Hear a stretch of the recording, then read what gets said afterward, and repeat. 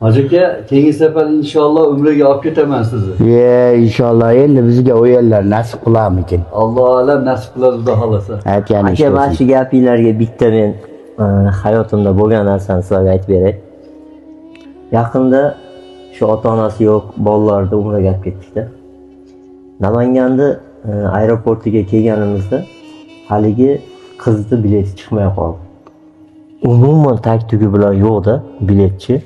Yo viza yo'q, yo bilet yo'q, ro'yxatda yo'q, bo'lmasam topshirilgan. Hamma o'tib ketdi. Men turibman u yerda, hali qizni olib o'tib ketishim kerak edi.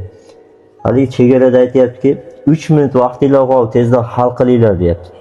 Tezroq hal qilinglar deyapti.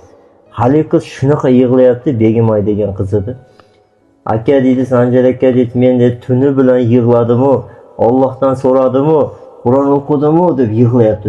Men aytdimki, Alloh seni chaqirgan bo'lsa, qizim dedim, inshaalloh borasan dedim. Shoshilma, sen duo qil dedim. U yoqqa yuguryapman, bu yoqqa firmaga telefon qilyapman, bu qilyapman.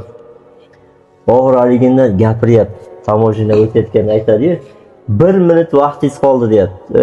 Sanjarbek, o'tsangiz o'tdingiz, o'tmasangiz siz ham qolasiz, qiz ham qoladi deyapti. 1 minut vaqt, endi o'ylang, 1 minut vaqtni ichida kim ulg'iydi-da, 1 minut vaqt ichida.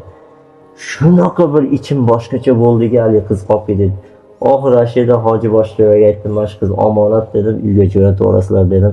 Hali qizga aytdim, "Qizim xafa bo'lma" dedim. "Alloh chaqirgansa albatta borasan. Orqamdan bo'lsa ham seni jo'nataman, menga ruxsat ber." Shunchasi kutyapman. Oldin shuncha bolalar o'tib ketganda. Shunda kelishim bilaman, pasport bergan, kelishim bilaman. Begimoy degan qiz kim?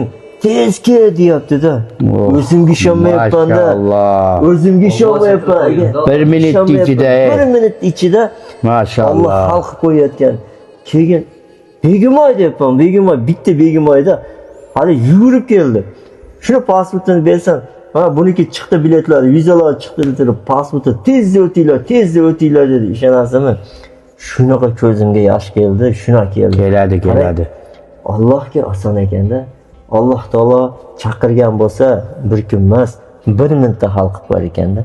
1 minutda inshaalloh Alloh hal qilib qo'yar ekanda. Aytgan ish. Bo'lmasam, shuning uchun aytadi, niyatni xolis qilaylik, Alloh taolo nasib qiladi. Qani men mana shu voqeani ko'piga aytib berdim. 1 minutda ichida hal bo'lgan qizni Allohning baytiga borishlikka. Shuning uchun akam, inshaalloh niyat qiling. Yaxshi niyat qilsangiz inshaalloh. İnşallah. Alloh ko'p shakl ko'p.